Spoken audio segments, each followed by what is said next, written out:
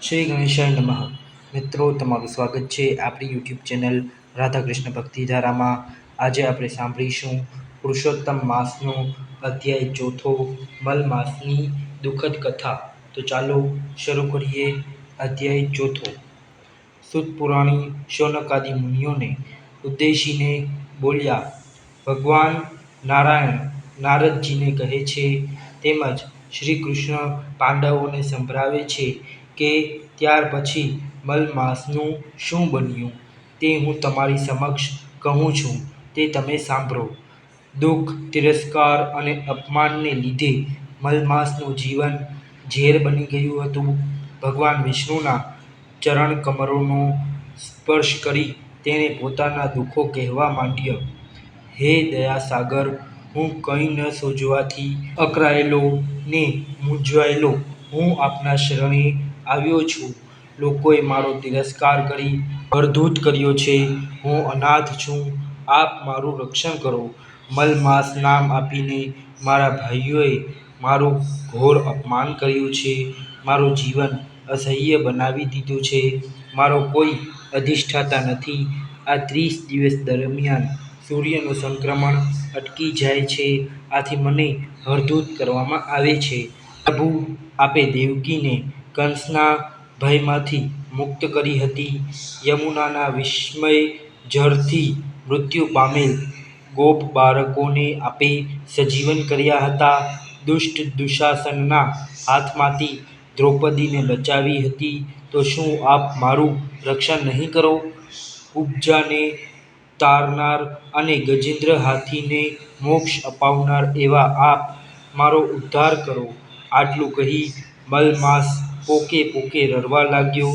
ભગવાન વિષ્ણુ તેની પ્રત્યે દયા લાવી બોલ્યા, વત્સ, દુઃખના સમયમાં ધીરજ ધારણ કરવી જોઈએ. રડવાથી કંઈ વળતું નથી. મારે શરણે આવેલ કોઈ પણ દુઃખી સંકટ મુક્ત થયા વિના પાછો ફરતો નથી. મારા ધામમાં અને મારા શરણમાં દુઃખ કે શોકનું તેમજ મૃત્યુનું નામ નિશાન જોવા નહીં મળે. હું તને દુઃખમાંથી મુક્ત કરીશ. તારે જે કહેવું હોય તે ધૈર્ય અને શાંતિથી કહે. ભગવાન વિષ્ણુના આવા વચનો સાંભળી મલમાસને આનંદ થયો.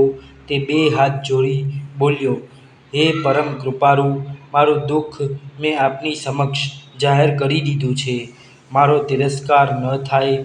મારા એવા અન્ય માસો, પક્ષો અને તિથિઓને જેમ અધિષ્ઠાતા દેવ છે, તેમ મારો પણ અધિષ્ઠાતા સ્થાપિત કરો.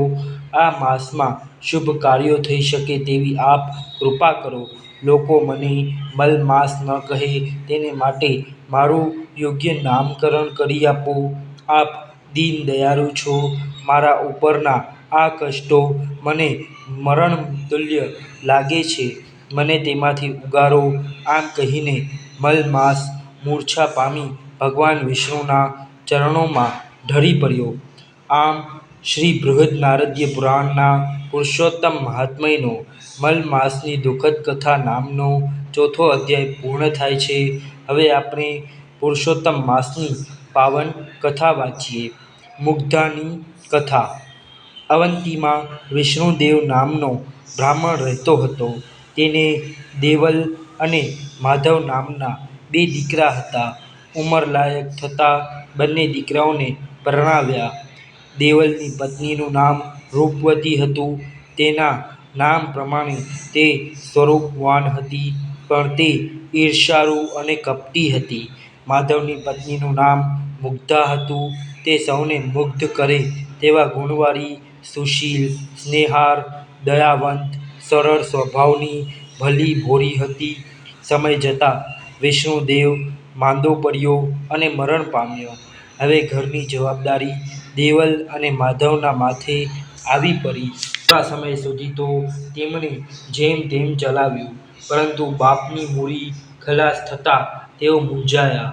જીવન નિર્વાહ માટે બંનેએ મહેનત કરવામાં કચાશ રાખી નહીં, પરંતુ ભાગ્ય પાસરું નહીં, તેથી તેમને કંઈ લાભ મળ્યો નહીં.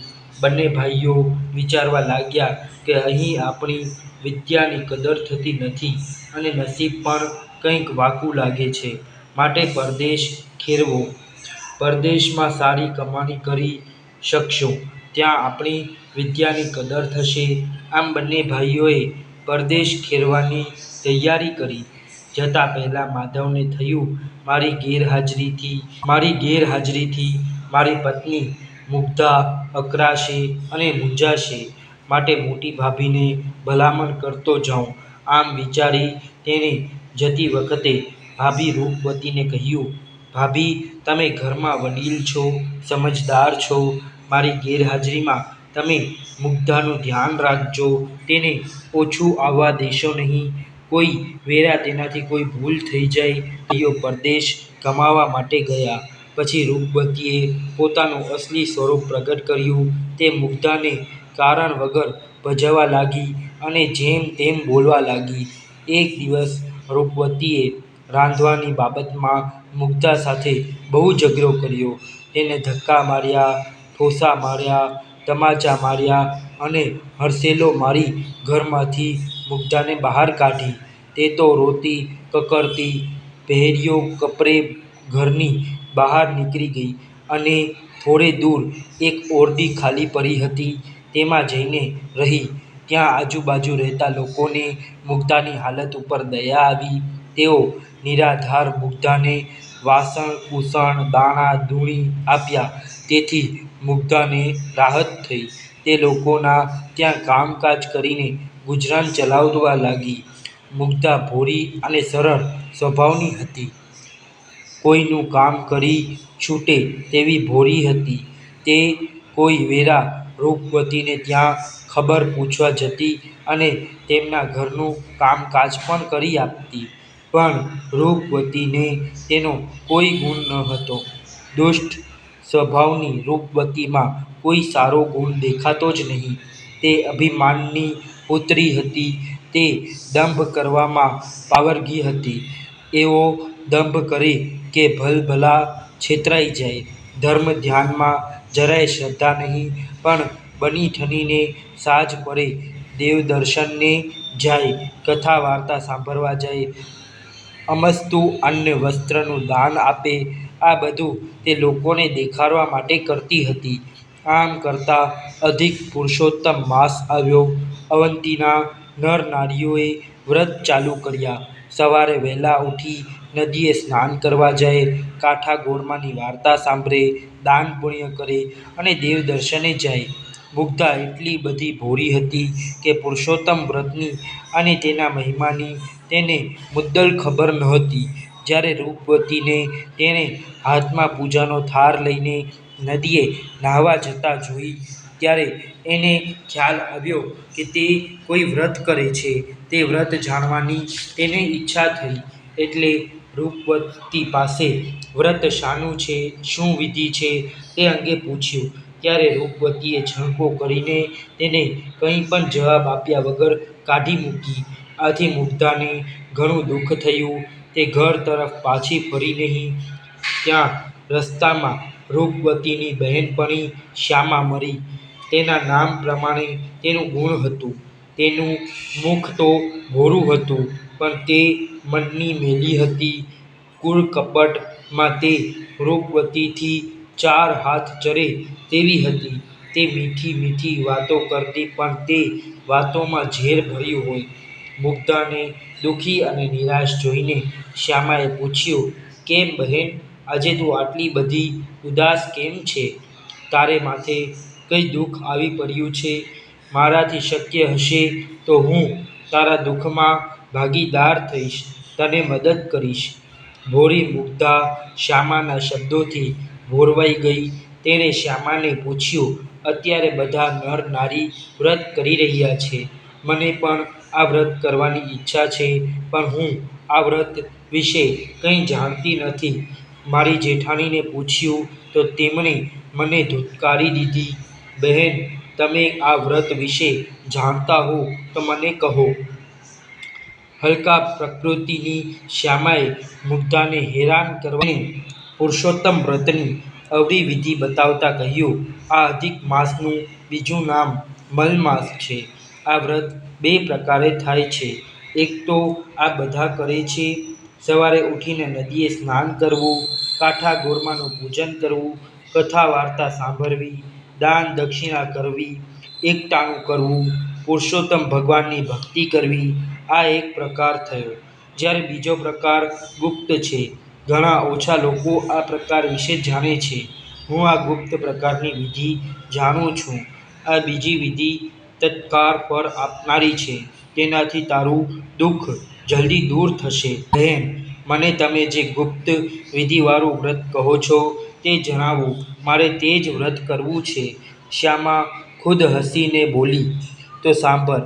આ વ્રત કરવાનો સંકલ્પ કરી ગંદા પાણીથી નહાવું, ગંધાતા પાણીથી પીપળાનું પૂજન કરવું, 3 ટંક ખાવું, ખાવામાં તીખું તળેલું વધુ ખાવું, ભૂલથી પણ કોઈને દાન ન દેવું, તોડિયા પડિયા બનાવી એનું દાન કરવું. તું આટલું કરીશ તો તારું બધું દુઃખ નષ્ટ થઈ જશે. તું ઘણી જ સમૃદ્ધ અને સુખી થઈશ. ગૌરી મુગ્ધા આ શ્યામાની છેતરામણી વાળી વાતથી ભોરવાઈ ગઈ. એણે તો શબ્દનું પાલન થાય એ રીતે વ્રત શરૂ કર્યું. તે તો રોજ સવારે ખૂબ ઠંડીમાં એકઠા થતા ગંધાતા પાણીથી નહાવા લાગી અને ગંધાતા પાણીથી પીપળાનું પૂજન કરવા લાગી ને અનિચ્છાએ પણ 3 સમયે તીખી તમતમતી વસ્તુઓ ખાતી. છેલ્લા દિવસે મુગ્ધા શ્યામા પાસે જઈને કહેવા લાગી, બહેન, તમે કહેલ તે મુજબ મેં વ્રત કર્યું છે. હવે તો પુરુષોત્તમ ભગવાન મારા ઉપર પ્રસન્ન થશે ને? શ્યામા કહે, હા બહેન, તું જે પીપળાનું પૂજન કરતી હતી તે પીપળાએ જઈને સાંજે કહેજે કે પીપળામાં રહેલા પુરુષોત્તમ ભગવાન, મેં સાચા હૃદયથી મલમાસનું વ્રત કર્યું હોય તો મને આજ્ઞા આપો એટલે હું તેનું ઉદ્યાપન કરું. મુગ્ધા વચનમાં બોલી, પણ બહેન, ભગવાન ન આવે તો? શ્યામા કહે, એવું તો બનતું હશે. ભગવાન રાજી હોય એટલે તરત ઉદ્યાપન કરવાની આજ્ઞા કરે. એ વેળાએ તારે હાથ જોડીને કહેવાનું કે ભગવાન, કાલે મારે ત્યાં જમવા આવજો. શ્યામા મુગ્ધાની ભોળાપણનો લાભ લઈને તેને બનાવતી હતી. ભોળી મુગ્ધા તો ગંધાતા પાણીનો લોટો લઈને પીપળાએ ગઈ અને પાણી રેડતી પીપળાને જમવાનું આમંત્રણ આપ્યું. ભોળી મુગ્ધાના ભોળપણ પર રીઝેલા ભગવાન બોલ્યા, દીકરી, તારા ભોળપણ પર હું પ્રસન્ન છું. હું અવશ્ય તારા ઘરે જમવા આવીશ. પરંતુ કોઈ મારા માટે પૂછપરછ કરે તો તું એવું કહેજે કે પરદેશ ફરવા ગયેલ મારો ભાઈ એકાએક આવ્યો છે. તે આવનાર છે. મુગ્ધા તો આનંદમાં આવી ગઈ.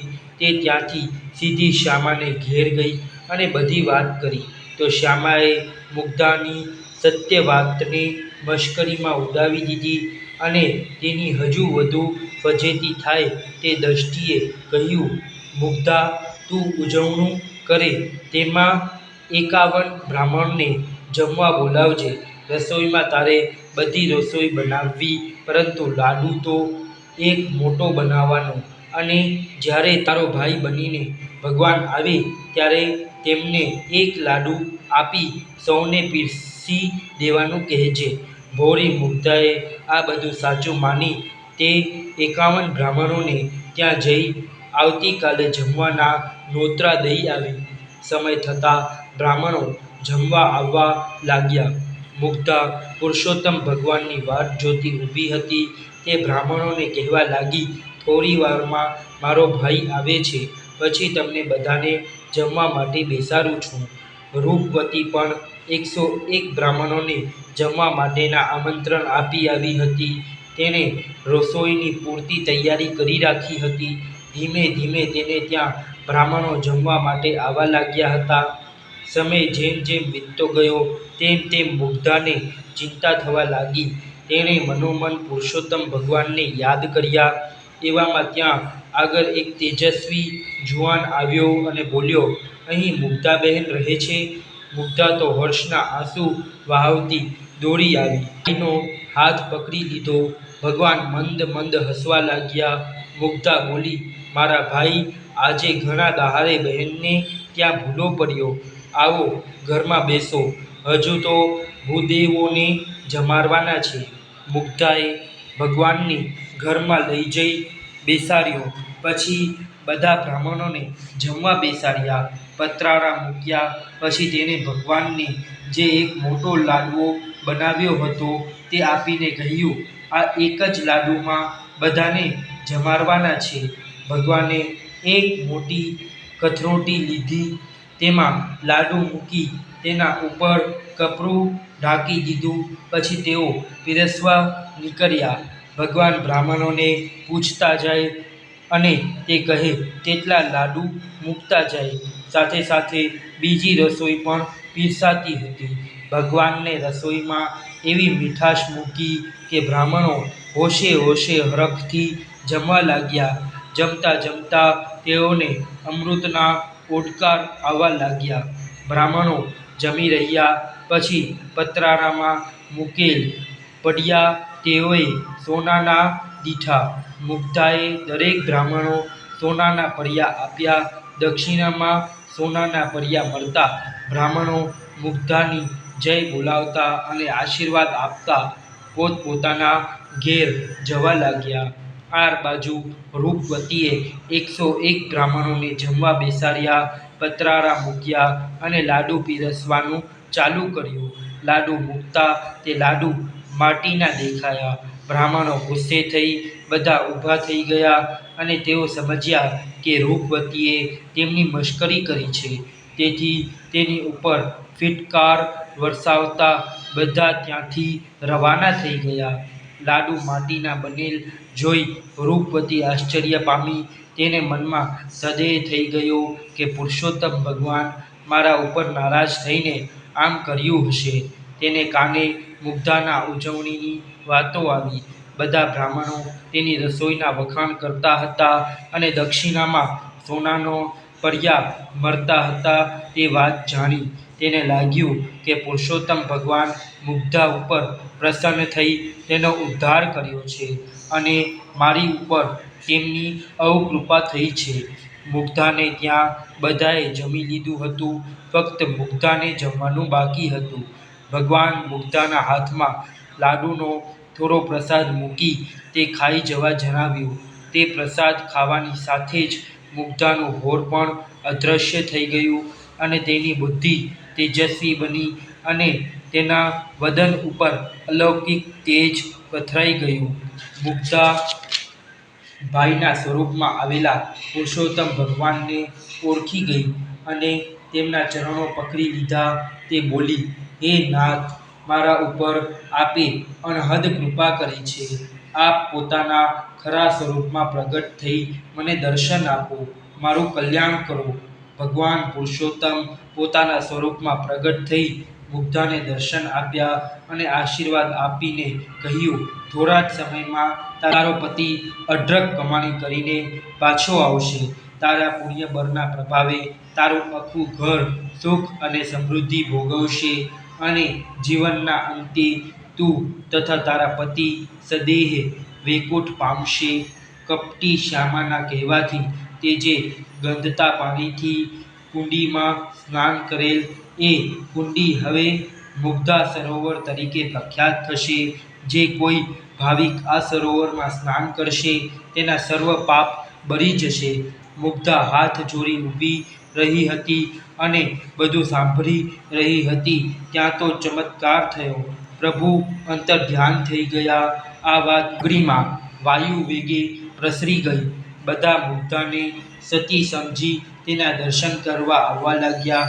રૂપવતીએ આ બધી વાત જાણી ત્યારે તેને ખૂબ પસ્તાવો થયો. તે મુગ્ધા પાસે જઈ તેને પગે પડી માફી માંગી પોતાને ઘેર લઈ ગઈ. ત્યાર પછી દેરાણી જેઠાણી સંપીને રહેવા લાગ્યા. થોડા દિવસ પછી તેમના પતિઓ અઢળક કમાણી કરી ઘેર આવી ગયા.